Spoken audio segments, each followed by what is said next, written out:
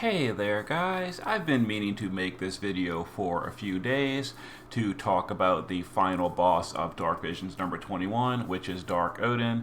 The reason it's basically been delayed is just, to be completely honest, lack of motivation kind of. Gumi made the change where they basically changed the sub-bosses to be nearly impossible to cap, like the Dark Bird and the Dark Dragon. You can still cap them if you are enormously whaled out. I can't. So it just really killed my motivation for Dark Visions even more. I'm already kind of burnt out on Dark Visions because it's boring, but making it extremely whale only, put another nail in the coffin for Dark Visions for me. And it's just I have just not felt like bothering. I did it on day one. I have not been back. But I did promise to make this video, so we're going to talk about Dark Odin. Now, unfortunately, like I said, because my motivation for this nerfed Dark Vision is rock bottom, I never went back and spent the time to really figure out the boss's AI if you do a slow clear. So this is what I have for you. It only covers up to turn 5, and beyond that, if you're going for a really slow clear, for example, Angela or something, I don't really have anything for you, unfortunately. But anyway, we're gonna talk about Dark Odin. So, on my own clear, I killed the boss on turn 5 because it worked out really nicely with his AI to do a turn 5 clear, and I got a decentish score.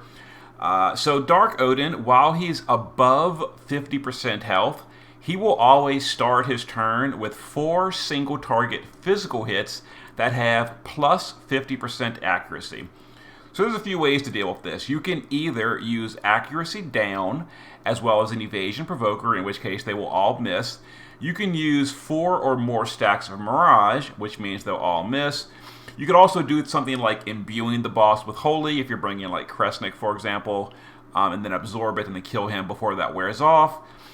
You could also bring a provoker with really high bulk, bulk mitigations, breaking the boss, and then just soak it.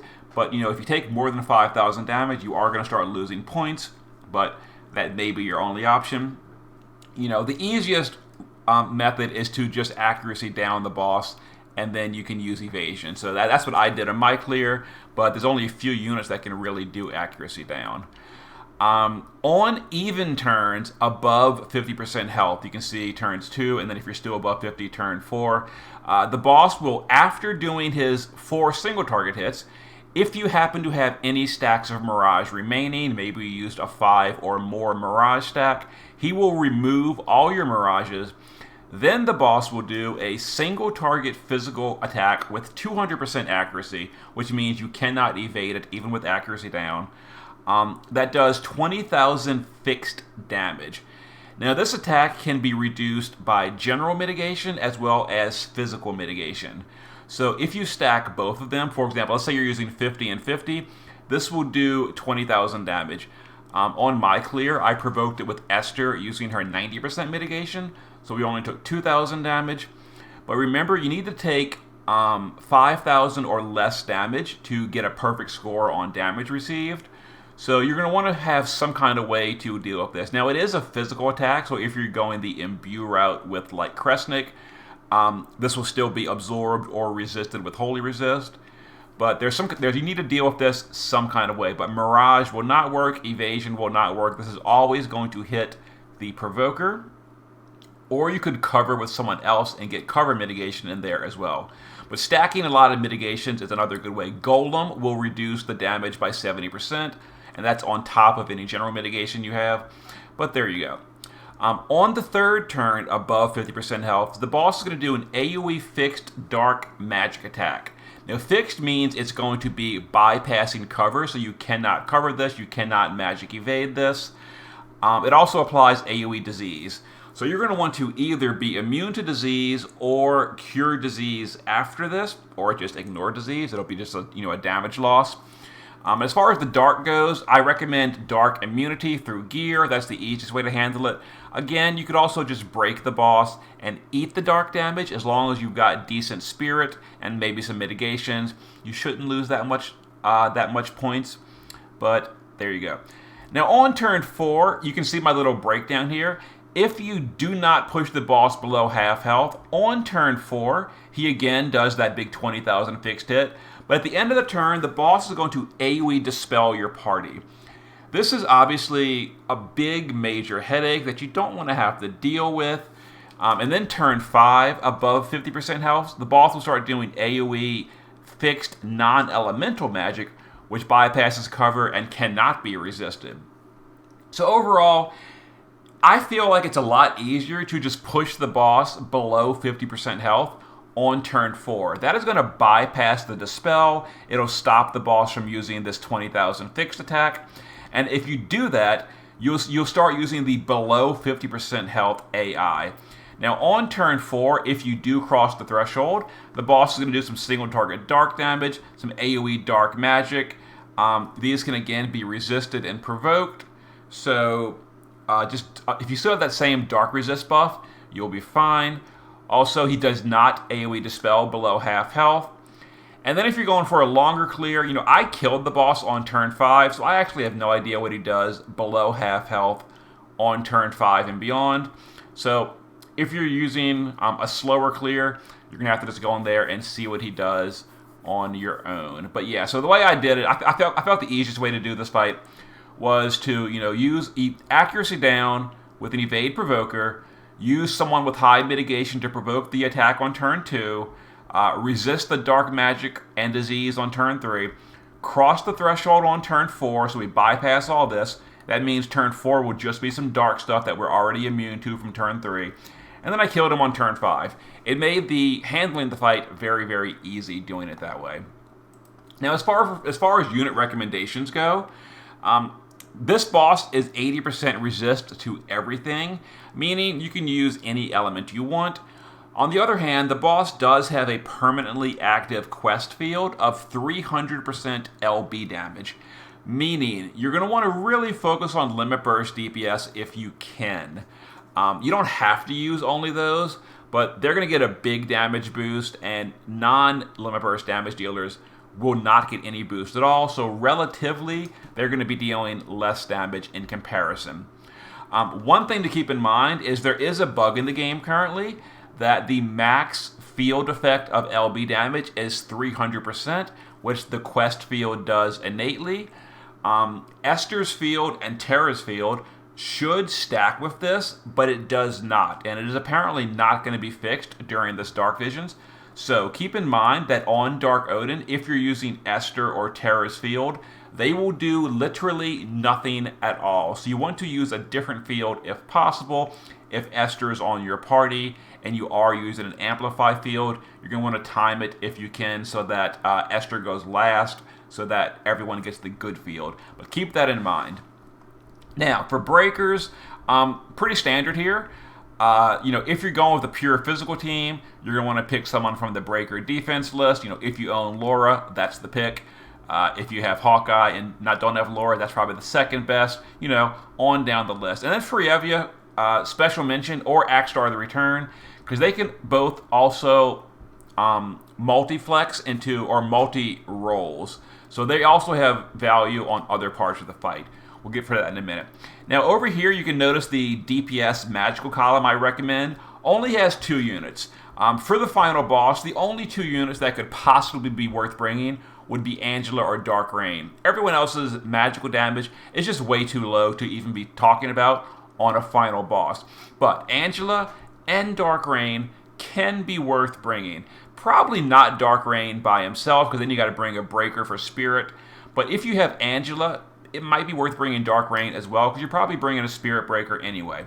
And the 2 Spirit Breakers, there's others, but the 2 that are probably worth mentioning are Louise and Frievia. Frievia is good for a few reasons. We'll talk about more in a minute.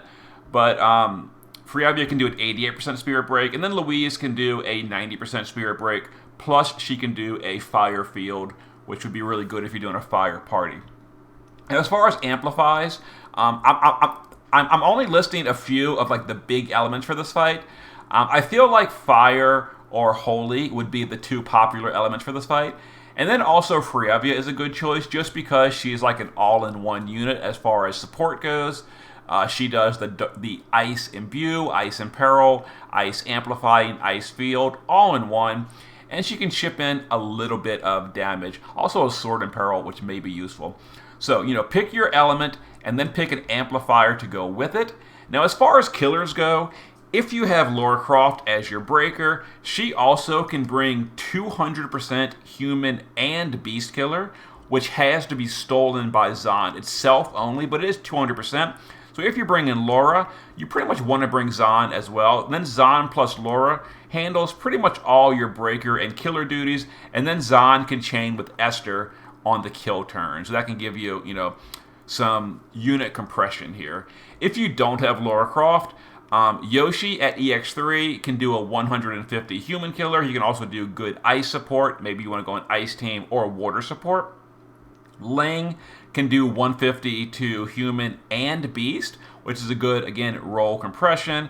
And then the reason I mentioned Axstar the Return, because he can be your breaker, and he, at EX, I think, no, actually it's an SLB. Yeah, his SLB does an AoE 160 beast killer for the party, which can be good. But, for that high scoring, you're probably going to want to go Lara Croft and Zahn, because that handles, the best breaker, the best killer for human and beast. And then Lara Croft is also worth bringing just for her damage all by itself. Now over here to the damage column, I just listed some of the big damage dealers. Now this again depends mostly on the party you're using. Knights of Granchild are the highest physical burster currently.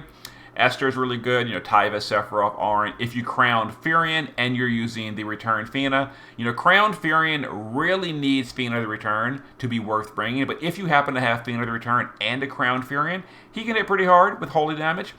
Titus and Squall are just good, not even budget options, they're just good options, period, but they kind of need an LB booster, for example, Tyvis STMR, or Reagan's STMR, or Axstar's STMR. But if you have them, they're great. Lara Croft is really MVP here because she's the best breaker, both the killers, and she's a really good capper as well. Not the highest, but because she's doing all the rest of the stuff, and she can still do relevant capping.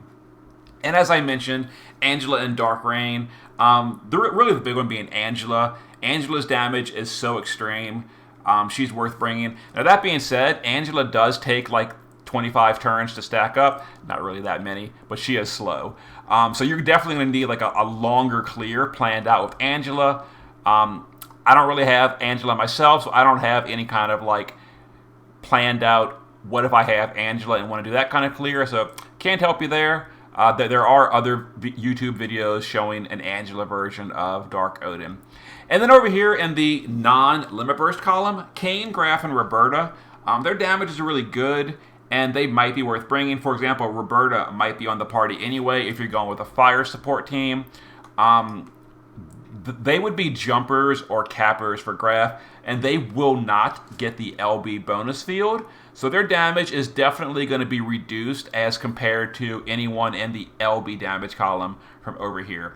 But if you don't have some of these meta options, maybe you've only got, like, I don't know, Tyvis and Esther, and you don't have anyone else to fill in the slots, then like, Kain or Graf or Roberta could be worth bringing, even though they won't be getting the LB damage bonus. But there you go. So there are just some quick tips on Dark Odin. I'm probably not going back to Dark Visions. Like I said, the change to make these sub-bosses almost uncappable, or at least uncappable for me, just killed my motivation entirely. And I am completely checked out of Dark Visions, because if they're making it literally exceptional whales only, I'll just do my quick and easy clears and be done with it and play other games for 2 weeks, which is what I've been doing. I've been playing some other stuff for the past week and a half. Looking forward to Clash of Whales coming out, hopefully next week. That's what I'm looking forward to, because, yeah, I want to make videos about Brave Exvius, but there's nothing to make videos about currently, and I'm not going to rerun uncappable Dark Visions, so forget that. Anyway, hope it helped. See you guys next time.